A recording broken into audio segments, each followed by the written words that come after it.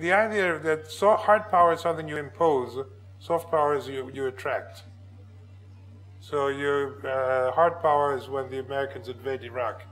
Soft power is when all Indians go off to study in American universities or set up in Silicon Valley. And the author of soft power, the guy who created the term, is a fellow called Joe Nye. And this was following a time in the late 70s, early 80s, when there was a huge Japan boom. Japan's going to overtake the United States. There was a Harvard professor called Ezra Vogel, published a book in 1979, said Japan is #1, lessons for America. This came as a big shock to everybody. And this Joe Nye, who's also a Harvard professor, 2 offices away, wrote another book saying, well, maybe they've got hard power, but we've got soft power. And the people would much prefer going to, say, MIT than going to Keio University.